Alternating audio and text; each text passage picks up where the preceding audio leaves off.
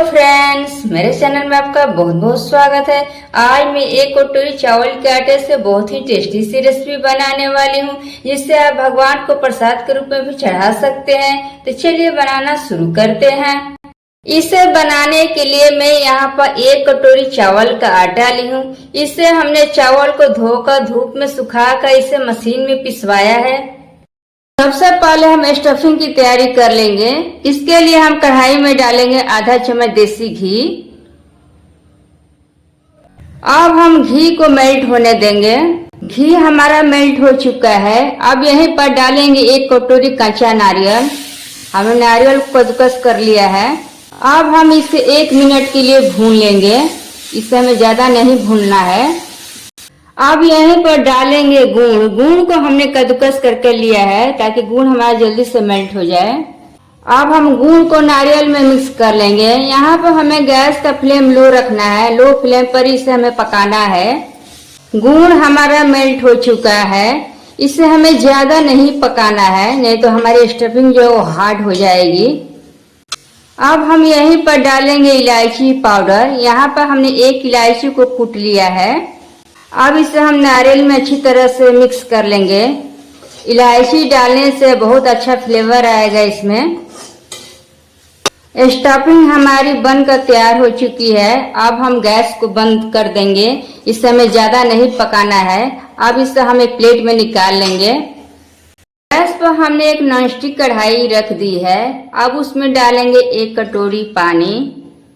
यहाँ पर आप सभी चीजों को एक ही बर्तन से मापे। इससे हमारा मेजरमेंट जो है एकदम परफेक्ट रहेगा।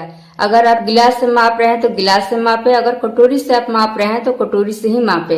अब हम यहीं पर डालेंगे 1 कटोरी दूध।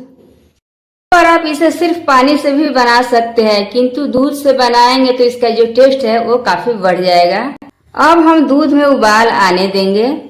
दूध में हमारा उबाल आ चुका है। अब यहीं पर डालेंगे 1 चम्मच देसी घी। अब हम घी को दूध में अच्छी तरह से मिक्स कर लेंगे। घी डालने से हमारा जो डो है एकदम सॉफ्ट बनकर तैयार होगा।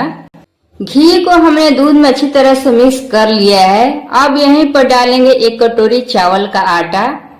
अब हम यहाँ पर गैस का फ्लेम लो कर देंगे।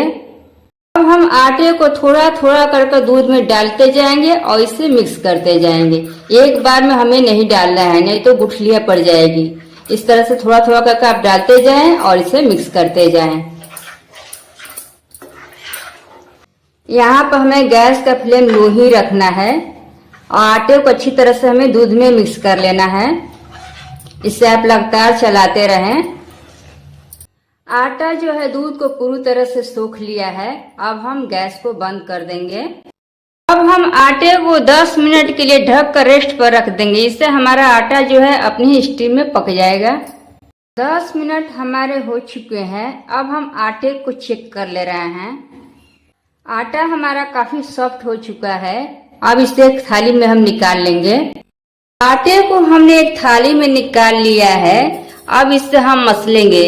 यहाँ पर हमने हाथों को गीला कर लिया है ताकि हमारा आटा जो है हाथों में चिपके नहीं। अब इसे हम अच्छी तरह से मसलेंगे। इसे मसल का हमें इसे चिकना कर लेना है। इस तरह से आप मुक्किया लगा लगा कर आटे को अच्छी तरह से मसल कर चिकना कर लें। आटा जब थोड़ा गर्म रहे तभी आप इसे मसले, नहीं तो ठंडा होने के बाद वो कड़ा हो जाएगा। तो आटा जब छूने लायक हो जाए तब इसे आपको मसलना है। ऐसे अच्छी तरह से हमें 5-10 मिनट अच्छी तरह से मसल कर इसे हमें चिकना कर लेना है। आटे को 4 से 5 मिनट मसलने के बाद आटा हमारा एकदम सॉफ्ट बनकर तैयार हुआ है। आप देख सकते हैं।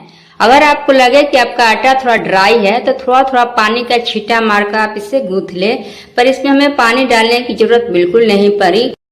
अब हम इसके मोदक बनाएंगे। इसके लिए सबसे पहले हम एक लोई लेंगे। छोटी सी हम लोई लेंगे। लोई को हम इस तरह से गोल गोल घुमाकर इसे चिकना कर लेंगे। और हमने लोई को चिकना कर लिया है। अब अंगूठों की मदद से इस तरह से हम घुमाते हुए इसके कटोरी का शेप देंगे। यहाँ हमें बीच में मोटा रखना है और किनारे में पतला रखना है ताकि हमारा स्टफिंग जो है फटे नहीं। अब हम इसमें थोड़ा सा स्टफिंग भरेंगे। अब स्टफिंग को हाथों से इस तरह से दबा देंगे, फिर इसे हम गोल गोल घुमाते हुए इसे मुंह को बंद कर देंगे।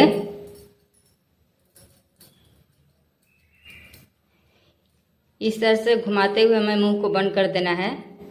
यहाँ पर इस तरह से घुमाते हुए हमें मोदक का इसे शेप देना है। देख सकते हैं मुंह हमारा एकदम बंद हो चुका है। अब इसे अच्छी तरह से हम इसे सेटिंग कर देंगे, एकदम चिकना कर देंगे। यहाँ पर हमारा मोदक का शेप बनकर तैयार है। अब हम एक चाकू लेंगे, इसमें हमने आटा लगा दिया है और जिसमें धार होता है उधर से हमें नहीं करना है डिजाइन, पीछे वाले भाग से हम इसमें डिजाइन देंगे।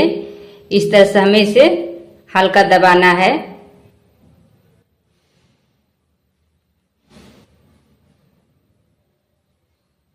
यहाँ पर हमारा मोदक का डिजाइन बनकर तैयार है, आप देख सकते हैं। यहाँ पर आप चाकू के जगह पर चम्मच का इस्तेमाल कर सकते हैं। अब एक और मैं आपको बनाकर दिखा रही हूँ। इसे भी इस तरह से हमें उसके मुख को बंद कर देंगे। यहाँ पर हमने इसे घुमाते हुए इसके मुख को बंद कर दिया है। अब इसे हम इस तरह से चपटा कर देंगे और फिर इस तरह से हम इसे सिलेंडर का शेप देंगे।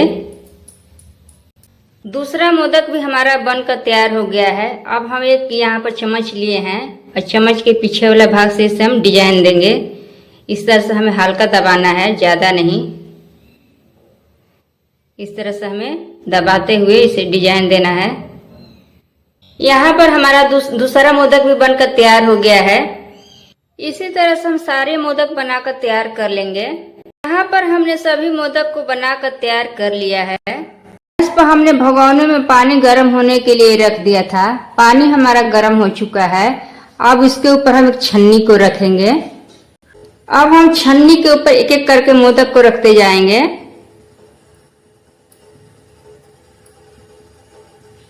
यहाँ पर हमने छन्नी पर सभी मोदक को रख दिया है। अब इसे हम ढक कर मीडियम फ्लेम पर 10 मिनट के लिए स्टीम कर लेंगे। 10 मिनट हमारे हो चुके हैं। यहाँ पर हमने गैस को बंद कर दिया है। अब हम मोदक को चेक कर ले रहे हैं। मोदक हमारा अच्छी तरह से स्टीम हो चुके हैं। अब इसे हम एक प्लेट में निकाल लेंगे। मोदक हमारे बनकर तैयार हैं। यह बहुत ही ज्यादा टेस्टी लगते हैं। एक मोदक को मैं आपको काट कर दिखा रही हूँ।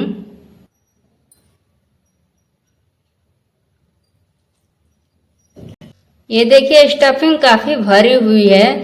मोदक हमारे कितने अच्छे बने हुए हैं। इस तरह से आप भी एक बार ट्राई अवश्य करें। अगर रेसिपी पसंद आती है तो वीडियो को लाइक करें, ज्यादा से ज्यादा शेयर करें ताकि और लोग इस रेसिपी का आनंद उठा सके।